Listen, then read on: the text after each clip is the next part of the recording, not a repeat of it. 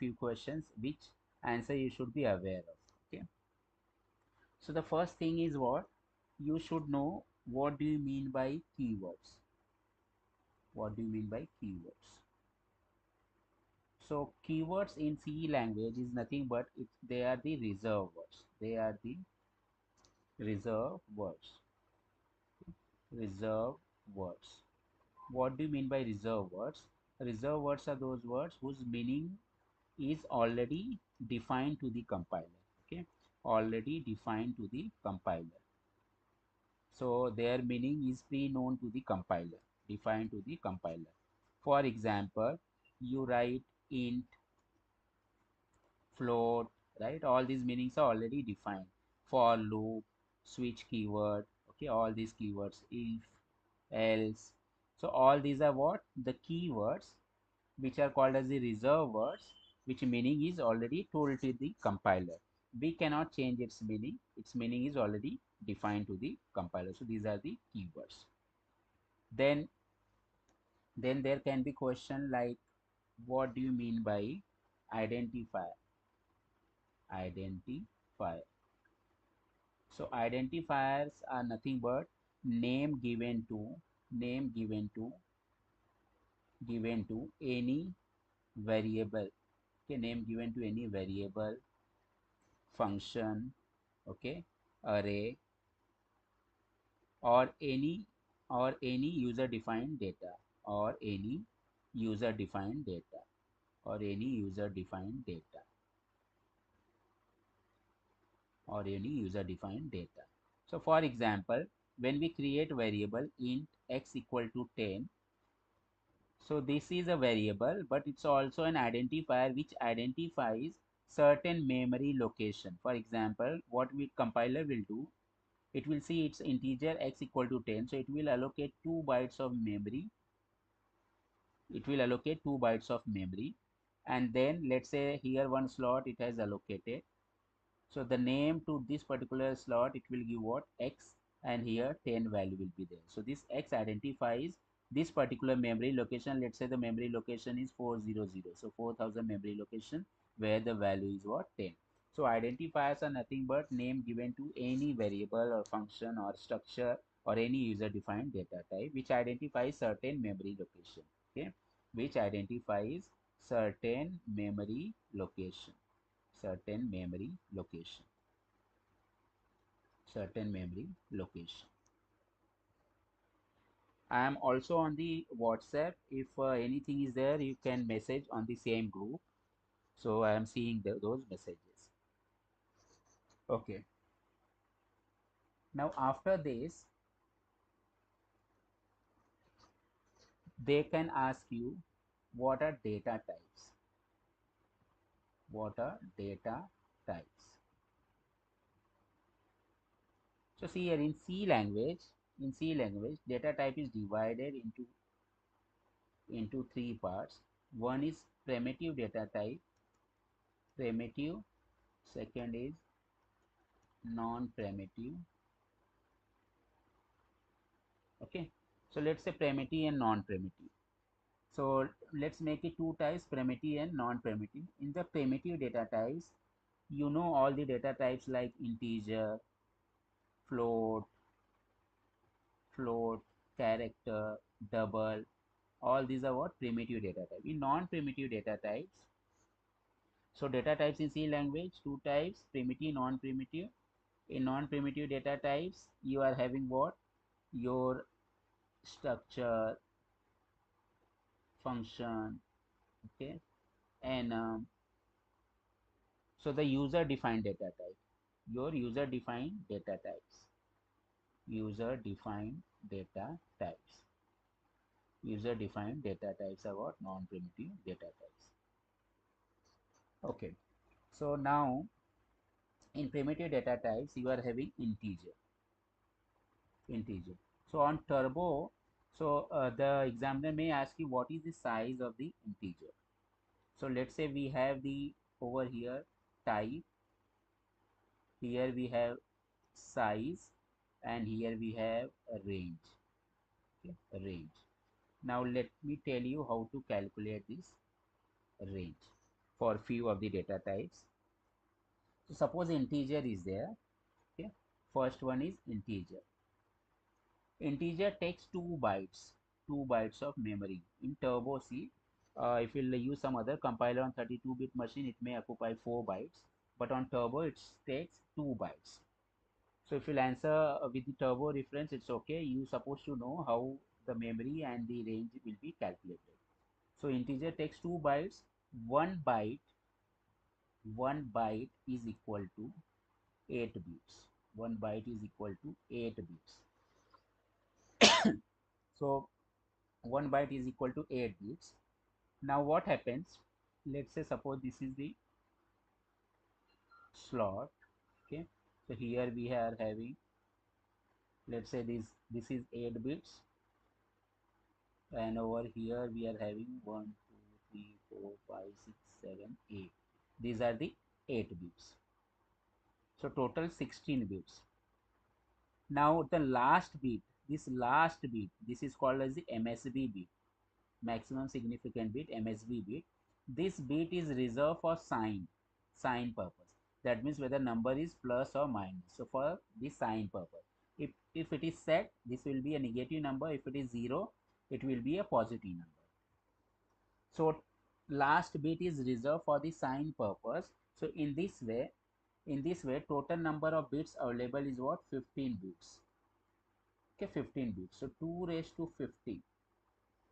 2 raised to 15 will be the range of this particular integer data type. This particular integer data type. So if we'll calculate this 2 raised to 15, let me open the calc.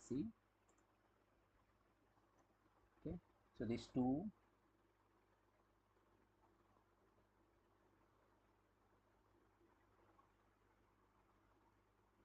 2 raised to scientific calculation. It's there in this 2 exponential,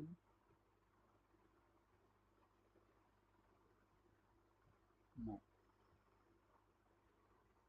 x raised to y. I'll calculate the range. That means 2 raised to 15 to 2 raised to 15 minus 1. So this will be range for this integer data type. This is the range for the integer data type. And so in this way we will have to calculate. Okay, in this way we will have to calculate what is the range of the integer data type.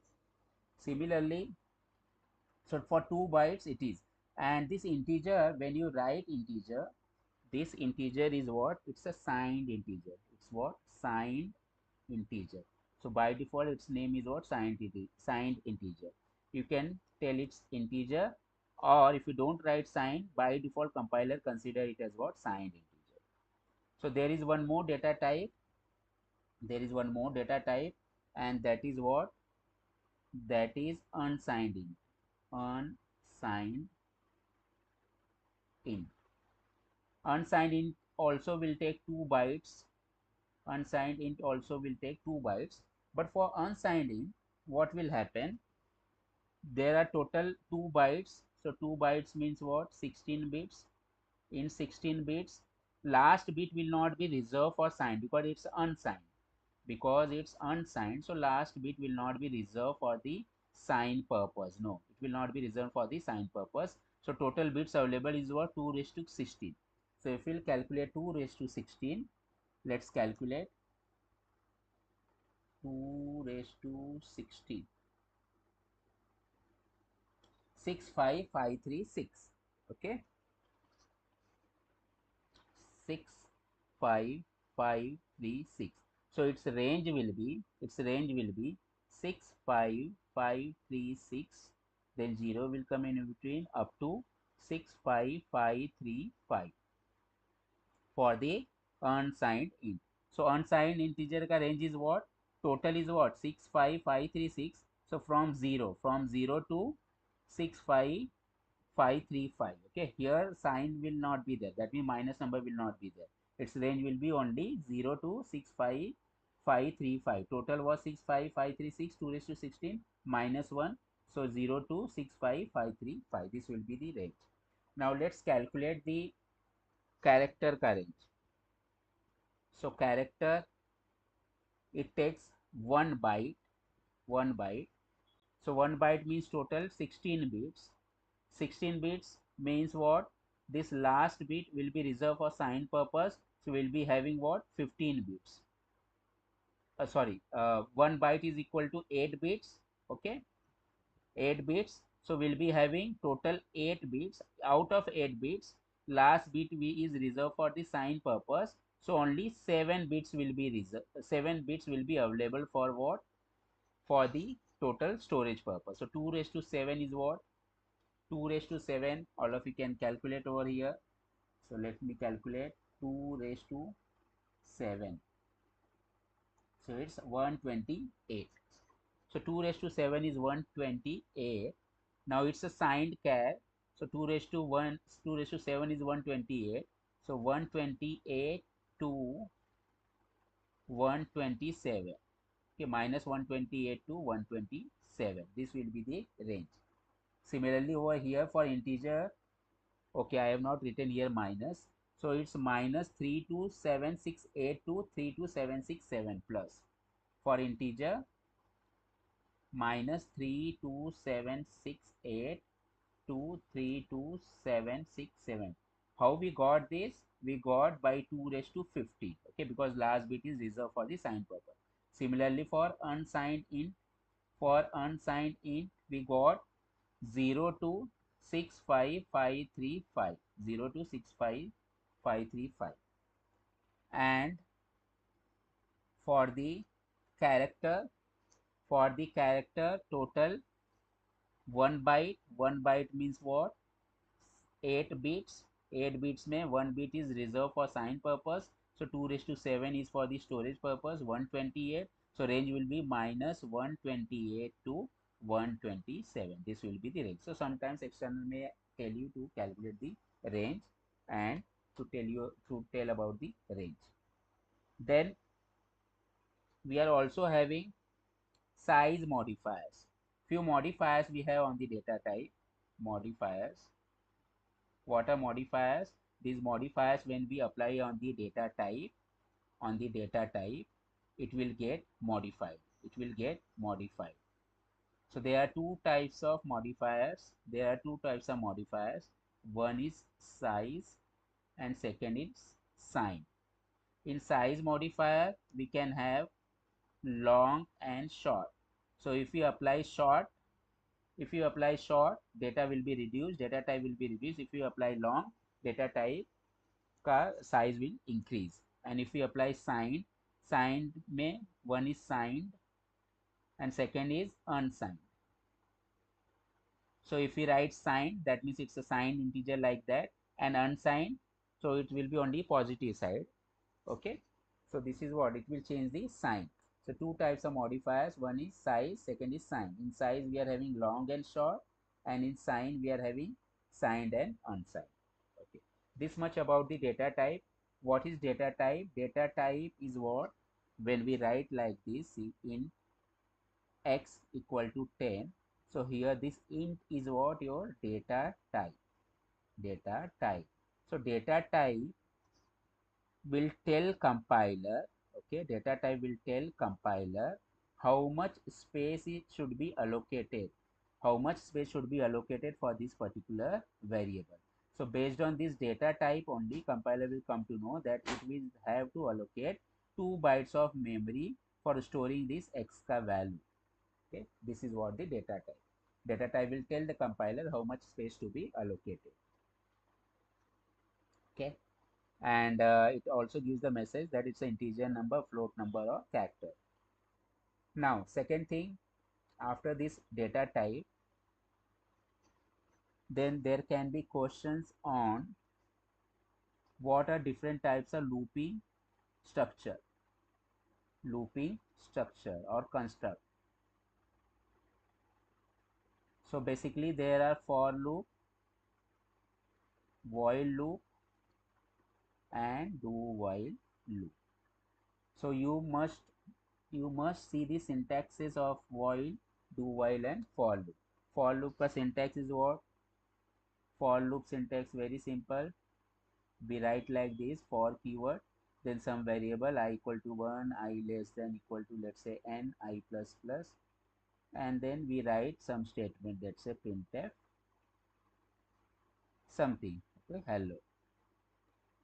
So this is the syntax for loop. Similarly for while loop, we write void,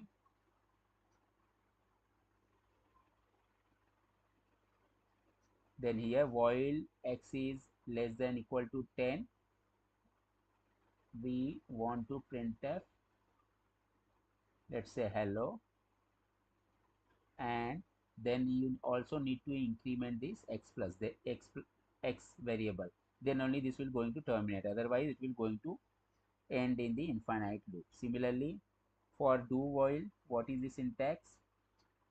So do while we write like this, do what you want to do, I want to printf hello, then I'll say x plus plus, okay, then this bracket, and here I will check the condition while x is less than equal to 10. Now remember what is different between while and do while. While over here is what? While over here is what? It's entry control. At the entry only the condition will be checked. If the condition is valid, then only we are allowed to go inside the body of this while loop, and then we can execute, the program will be executed. But in case of do while loop, even if condition is false, but then also it's allowed to execute at least once this entire statement will be executed, even though this condition is not true. And when condition will be checked at the end, okay, the condition will be checked at the end. When condition is false, then it will not be executed again, but at least one chance it will get, at least one chance it will get. This is the difference between while and do while loop. So this is about the looping. Then after that we have decision making statements. So what do you mean by decision making statements, and why use loops we use for repeating certain types of tasks. So if there is a repetition of the task, let's say 50 times you want to print certain thing, so you will use the loop. So loop for the repetitive task, okay, if you want to perform certain tasks multiple times, you will use the loops. In decision making statement, in decision making statements we have if. So with the help of if, you can check some condition. If x is less than 5, I want to say what? Printf hi. Okay. So here I am making one decision. I am making one decision. So if statement can make one decision. With the if else, you can make two decisions. So we write like this: if x is less than 5, printf hi, else printf hello. Okay. So for making two decisions, we can use if else. But if there are multiple decisions, we can use if else if ladder case. Okay, ladder case. So for taking multiple decisions, we can use ladder if else, multiple decisions. So similar to this ladder if else, we have switch case. We have switch case. So in switch case also, when we want to perform multiple decisions, we can go for switch case. For example, in switch case, what happens?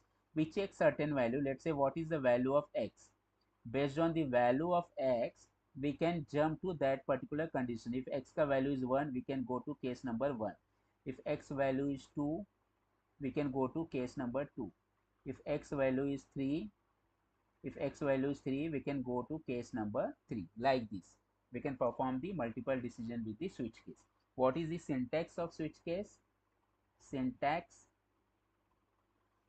So we jump on some integer number, switch, let's say on x, where x is integer number, and then we write like this: switch case, let's say 1. Here I'll say printf 1. Okay, and then we write break, to break, otherwise it will fall to below next case, printf over here 2, and then break. Similarly, last statement we write as what? Default. Here we write printf. Whatever your default condition is there, you can write that one and you can print. And this is the syntax of the switch case. So switch case, it will switch on some integer number. Whatever is the number, it will go to that particular case. This is the idea. And we use the break statement in every case so that it will not fall to the next cases. Clear? We can have the arrangement in any way. The default can be above, but if default is at the first place, let's say, then you will have to use the break in default also. So this is about the switch case. Then we go to the arrays. So in array, they will ask you, what do you mean by array? What is the definition of the array? So arrays are what? Arrays are what? Collection of similar similar kind of data elements.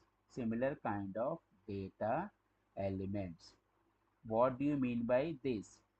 If I create int x, let's say 5. So here I am creating x array of 5 elements.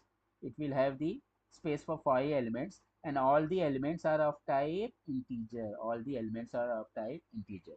So in array we cannot store elements of different types, different data types means, okay, type means what? Different data types. So if I am creating float array, float x 10, so this will be array of 10 floating numbers. So arrays are what? Collection of similar kind of data elements. All the elements are what?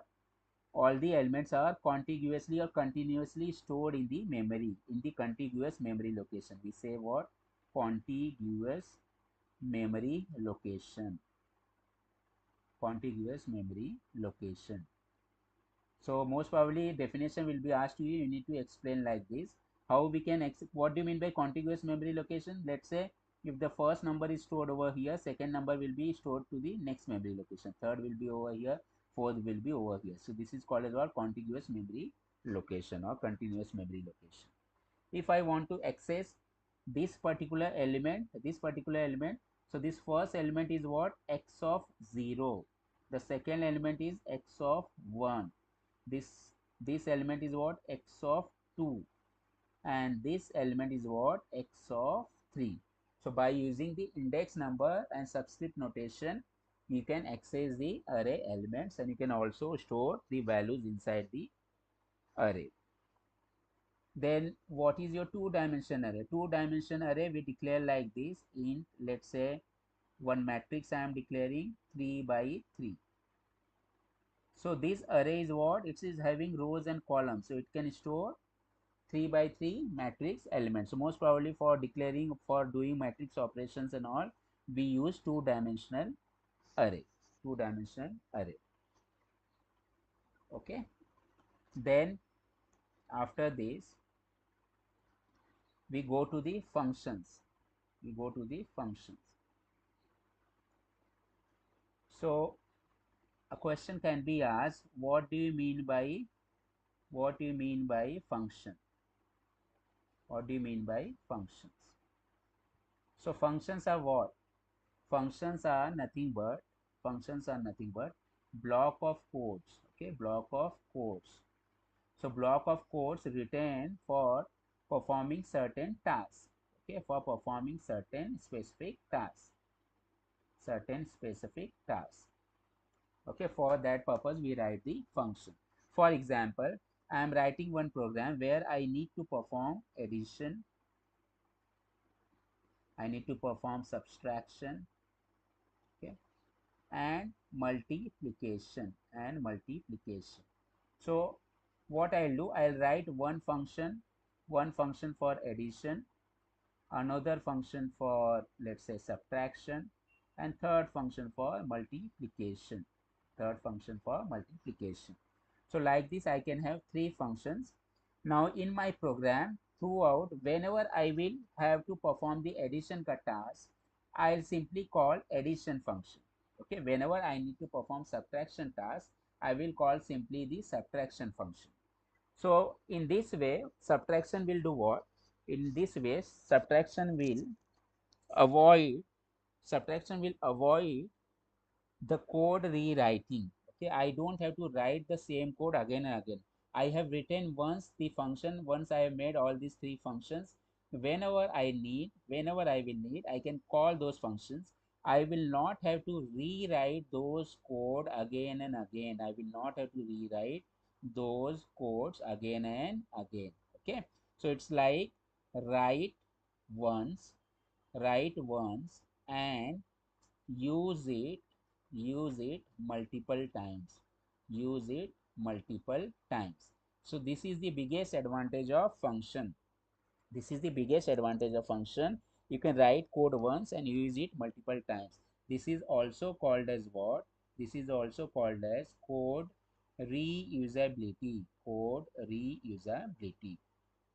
Write once, use it multiple times. Second thing was, what function gives?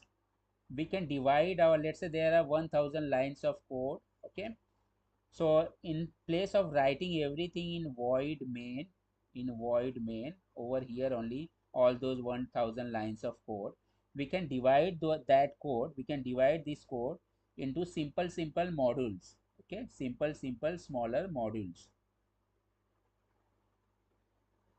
right? Simple modules. So for example, let's say this 1000 lines of code I have divided into module 1, module 2, module 3, okay, module 4, and module 5. So first of all, and then what I can do, I can give this module to one group of set of people, this module to implement to another set of people, this third module to another group, fourth module to another group, fifth module to another group, right? Tomorrow if there is any problem in group in module number 3, so this module 1 and module 2, module 4, module 5 people will not going to search error in their module. In fact, module 3 people will going to rectify the errors in the module 3. So this is called as the modular programming. Advantage of this one is what? The bigger code can be divided into smaller code and a simpler code. Second thing, managing code becomes very easy. Managing and debugging of the code. Managing and debugging of the code. Okay, managing and debugging of the code. So if there is any error in module number 3, module 1, 2, 4 and 5 people will not worry. Only module 3 people will going to rectify the errors from these particular modules. So this is the advantage of the modular programming. This is the advantage of the modular programming.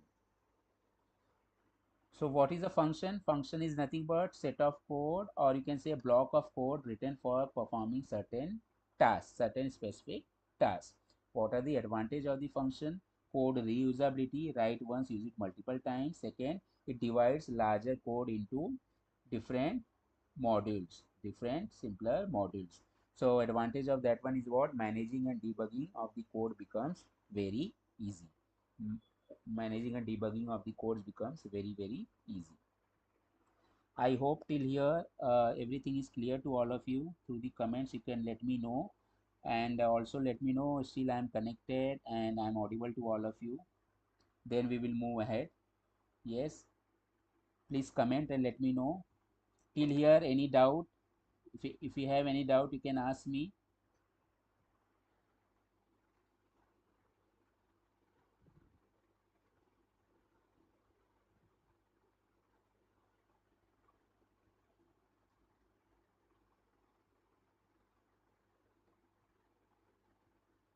Hello, whether I am audible to all of you?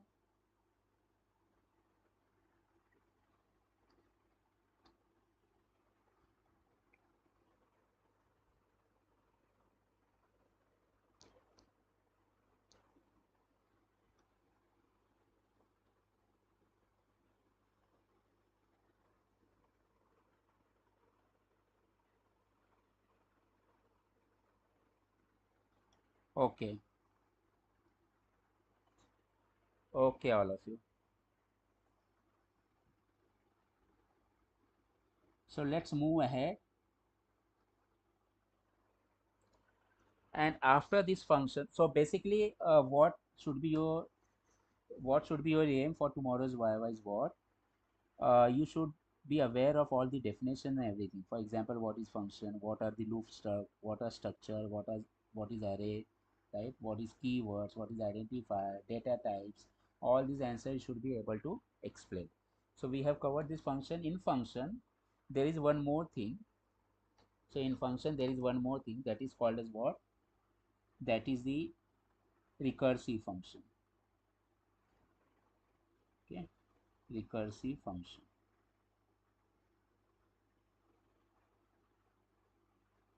Recursive function. So what is the recursive function? Recursive functions are nothing but a function which calls itself again and again. A function which calls itself again and again are called as a recursive function. So during lectures, I had given you lots of examples. You can explain it by like this. Let's say suppose I am writing one code over here, void main,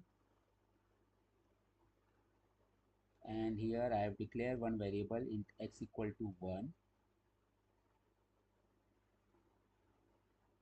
Here I am calling this main function.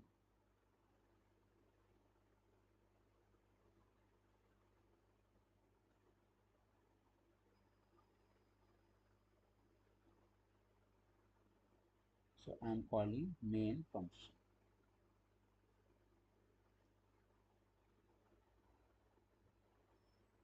Now this, what will happen in this particular program? Before this main, I'll simply print %d x. Okay. After printing this, I'll say x is equal to x plus 1. So I am increasing the value of x. Now what will happen? What will be the output of this program? Output of this program will be like first time it will print 1, second time, so when it will print 1, this main function will call itself again, and again it will print x. So x ka value is incremented by 1. Now this time it will print 2. Again main function is called and it will print 3, 4, so on. It will go in infinite loop. So in recursive function, while writing recursive function program, you should also determine what should be the terminating condition. What should be the terminating condition? Without terminating condition, this program will not going to end. So the same program I can write in this way: int x equal to 1, void printf, sorry, void main. Inside this main, just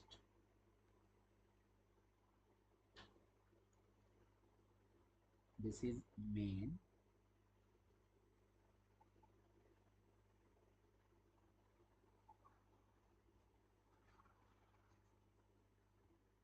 main. Here I'll say printf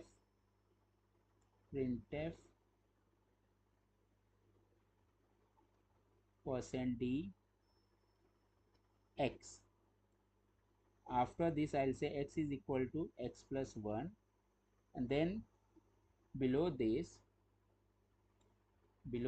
I'll say x is if x is greater than, let's say, 5, then exit. Okay, exit. If not so, then I'll call the main function. So if you see here I have given this what? Terminating condition. So after reaching this particular terminating condition, my program will terminate. So it will not go in the infinite loop. So for the remembering purpose, what you can remember, the recursive functions are nothing but a functions which calls itself again and again. So for every recursive function, you should have what? One terminating condition. So this is about the recursive function. Then let's go to the structures.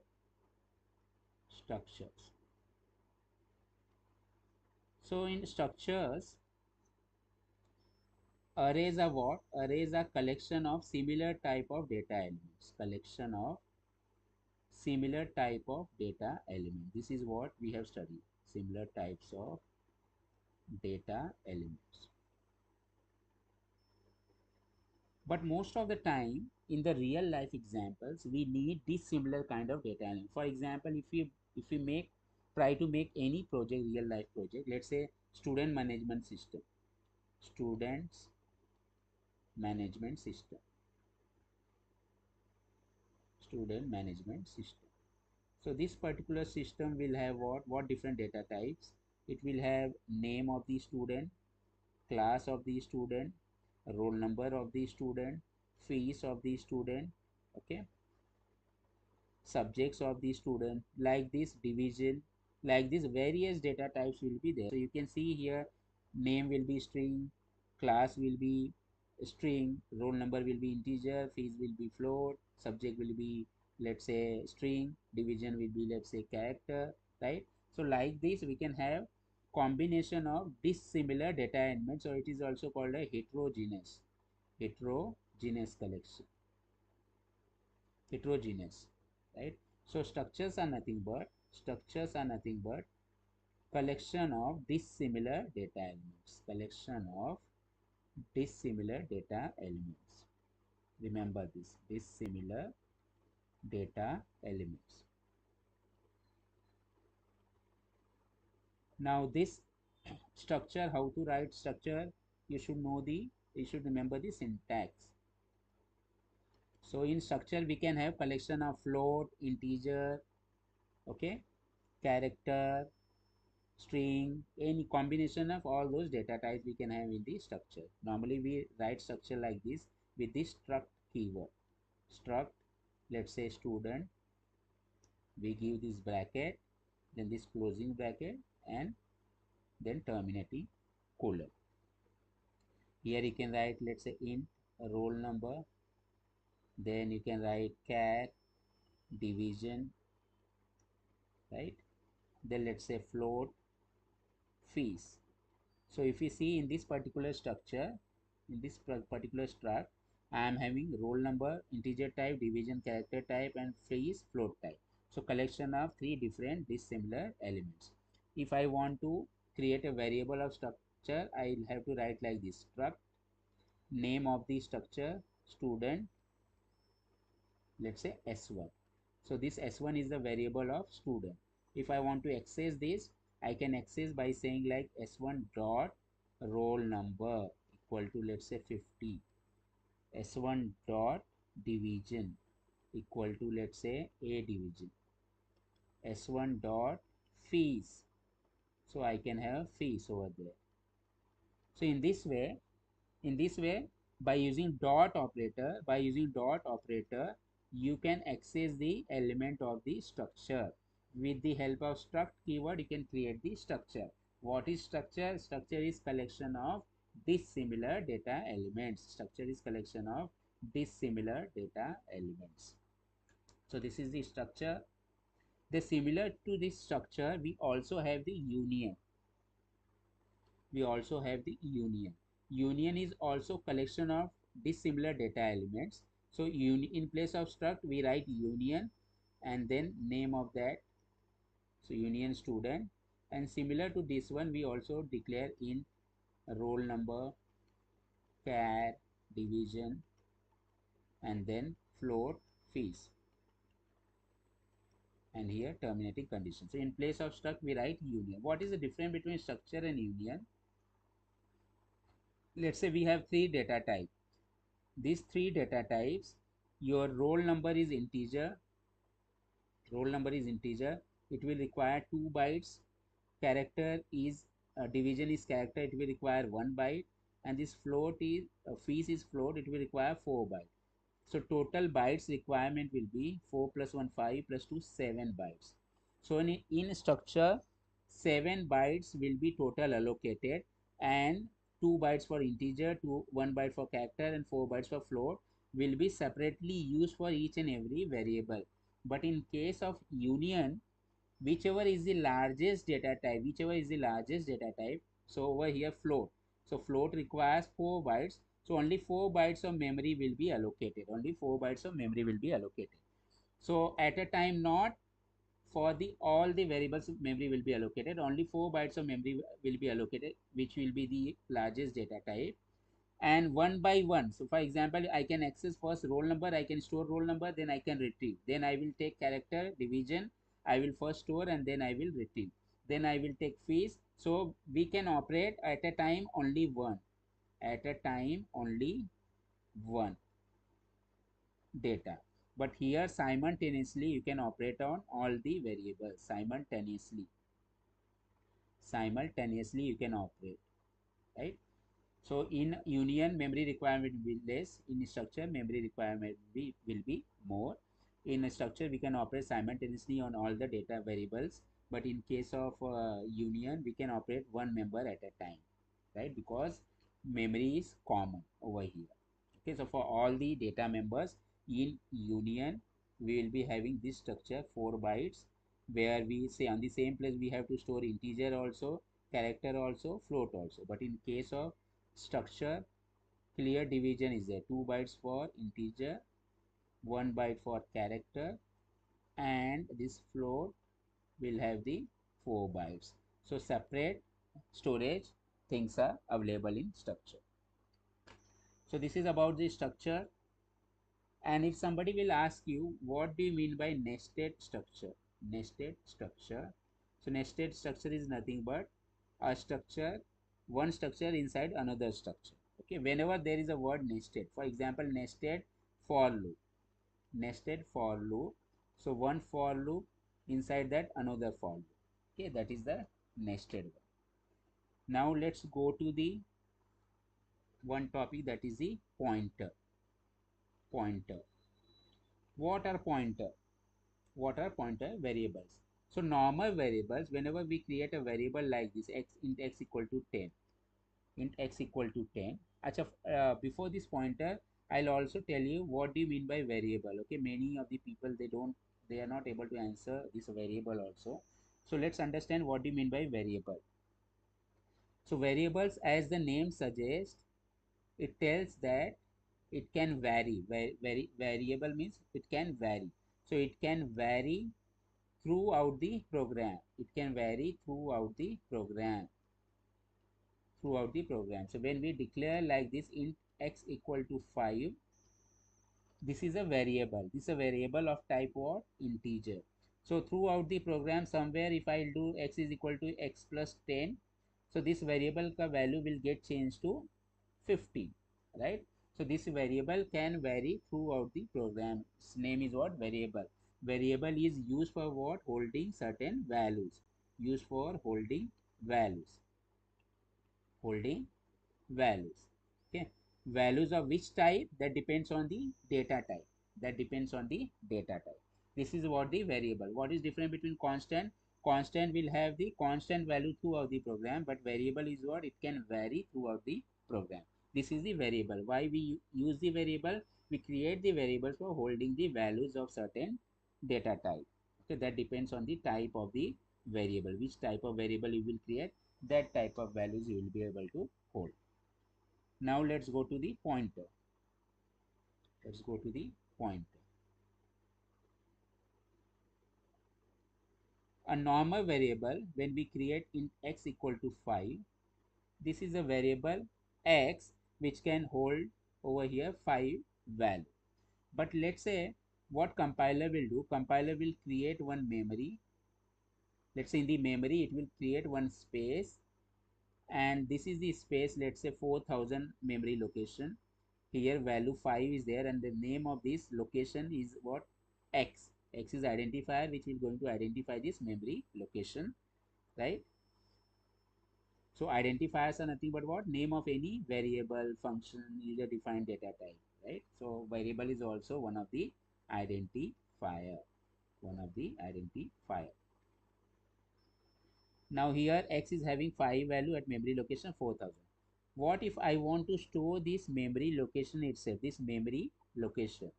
I cannot store this in a normal variable. I cannot store this in a normal variable. So if I want to store the address of any variable, I need to have what? Pointer type variable. Pointer type variable. So what do you mean by pointer variable? Pointers are nothing but special type of variable. Special type of variable.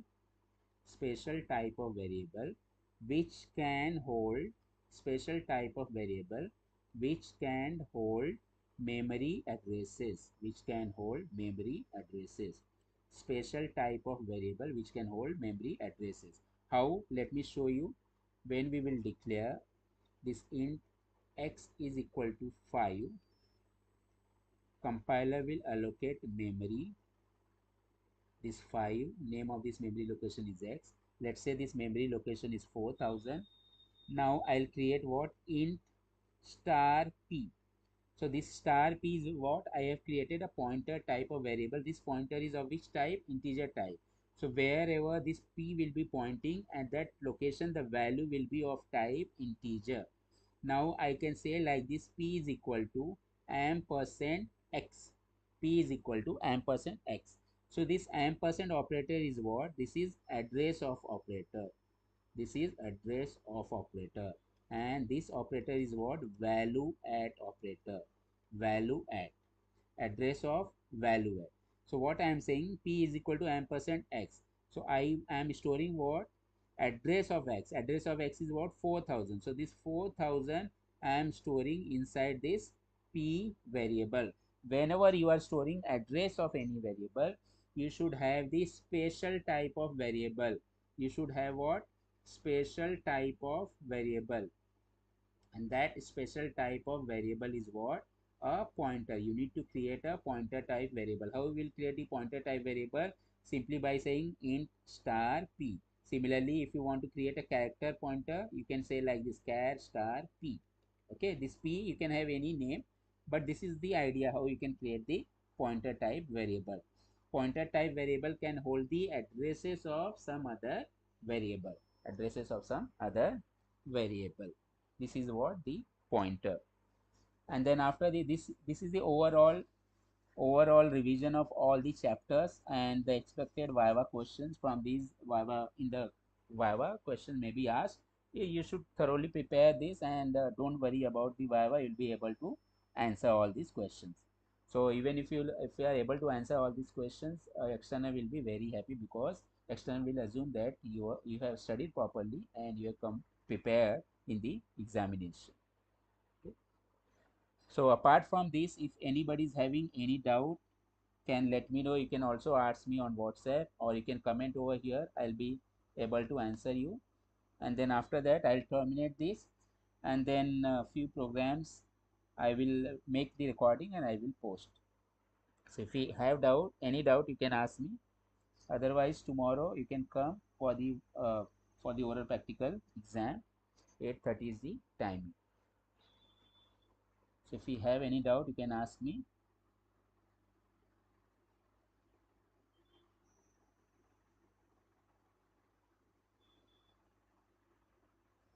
Yes, any doubt? Anybody is having any doubt? Please ask me.